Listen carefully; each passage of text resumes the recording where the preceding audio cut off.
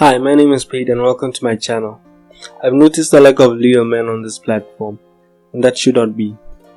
Allow me to dissuade you from the bastards and false kings that plague the realm, and instead sway your sword to the true king of the north, the true king of winter. But what traits make a great Westerosi king? Looking back at all those who sat the Iron Throne, a few key traits would stand out to me. Some skill at arms to earn respect amongst your lords, ability to command in and out of battle, a rational person with a tireless approach to ruling and a strong sense of duty. Stannis would prove his versatility as a commander in Balon Greyjoy's folly. In his first ever large-scale naval engagement off of Fair Isle, he defeated Victarion Greyjoy, a seasoned admiral and pirate. Victarion is an idiot in all else, but not naval warfare, so in my opinion, this is his finest hour. After this, he captures the largest of the islands that make up the Iron Islands, that being Great Wick, defeating a race of people who pride themselves on their prowess at sea, shows a great deal of tenacity on his part. Stannis would prove his versatility as a commander in Balon Greyjoy's folly. In his first ever large-scale naval engagement off of Fair Isle, he defeated Victarion Greyjoy, a seasoned admiral and pirate. Victarion is an idiot in all else, but not naval warfare, so in my opinion, this is his finest hour. After this, he captures the largest of the islands that make up the Iron Islands, that being Great Wick, defeating a race of people who pride themselves on their prowess at sea, shows a great deal of tenacity on his part. Now sadly we have to get to the distasteful event known as the Battle of the Blackwater. Stannis lost that battle due to a combination of factors, not any incompetence on his part, the Aemor's lack of caution in his approach to the city, the fact that wildfire had never been weaponized to such an extent in the long history of the Seven Kingdoms, so maybe we can't entirely fault Aemor for that lack of caution. Another factor would be the Imps creatures fucking with his outriders, severely crippling his ability to perform recon. Chances were that the king thought that Tywin Lannister was still engaged in battle with the River Lords, trying to return to the West Alliance, and the Tyrells were still somewhat neutral at the time. His enemies were fighting each other and the time was perfect to strike. It would have been the height of folly to delay the attack to deal with wildlings in the Kingswood. Were it not for the Tyrells and Lannisters, Stannis would surely have won that battle. After the Imp fell, the defenders were retreating, but being taken by surprise by 80,000 men sadly meant that Stannis would lose. Now to his second greatest victory, the quick and crushing defeat of the wildlings at the Wall, one of the coolest moments in the books. I don't have much to say about this feat. It was a brilliant assault, playing the wildlings like a fiddle, and causing a rout in a very short amount of time, against an enemy with vastly superior numbers. Overall, it just served to cement Stannis as the most well-rounded general in the war. Now let's look at Stannis as a leader outside of the battlefield. His sense of justice. Westeros as a society has a lot of disparities between the highborn and lowborn.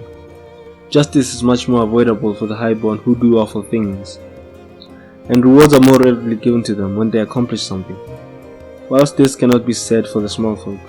In a lot of cases I understand that trying to punish a high lord isn't feasible because of their political and military might. It is still worth noting though that Stannis is one of the few characters who does try to prosecute offenders where feasible.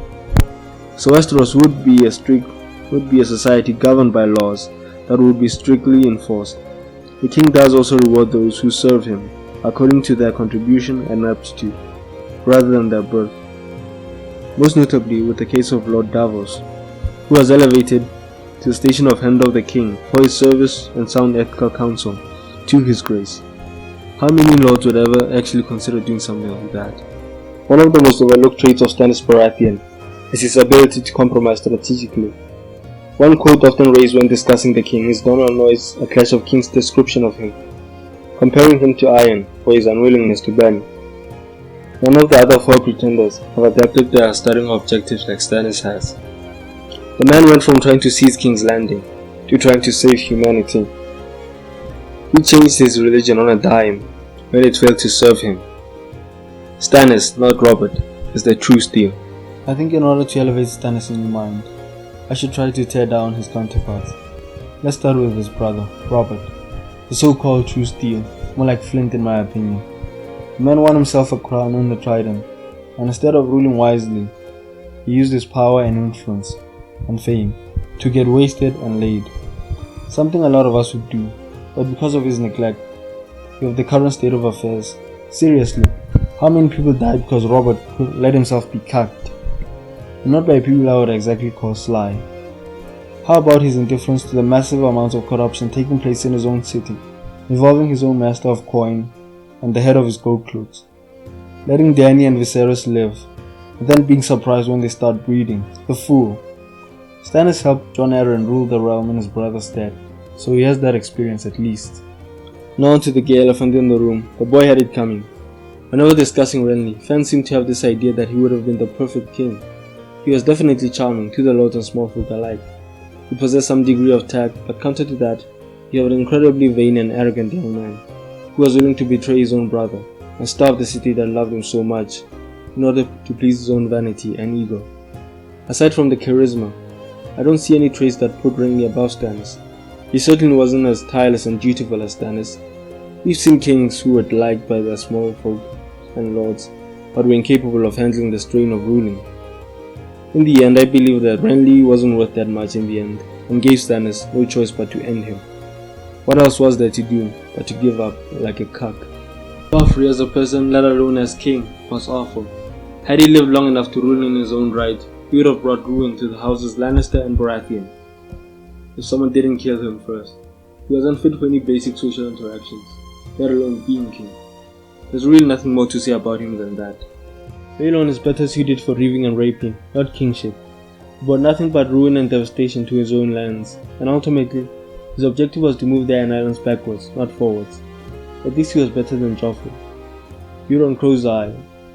7 hells. And now for the main event, Robb Stark. In any other fantasy world, Robb would have been the perfect leader.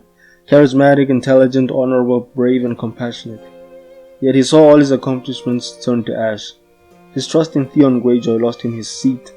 His insistence on punishing Lord Rickard with death even though it was ill-advised, and lost him a large portion of his army. Stannis faces a similar situation in the Winds of Winter, and handles it much better all round.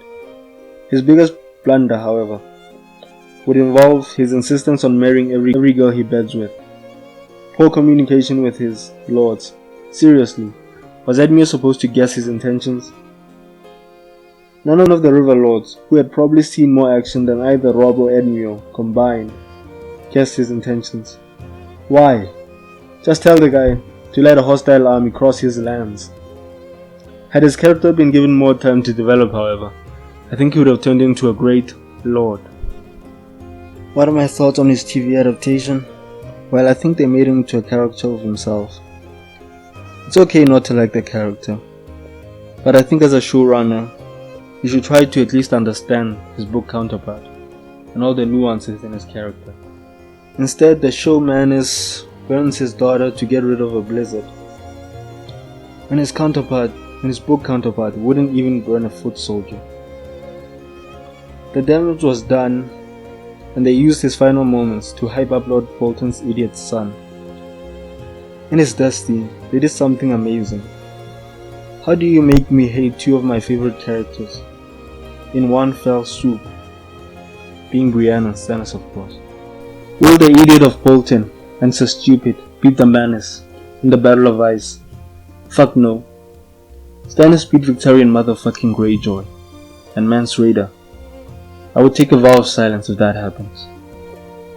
Favorite Stannis quote: "You haggle like a crone with a codfish, Lord Snow. Did Lord Stark father you on a fishwife?" Favorite quote about Stannis: "This is Stannis Baratheon we're talking about. He'll fight to the end, and then some." Thank you for listening.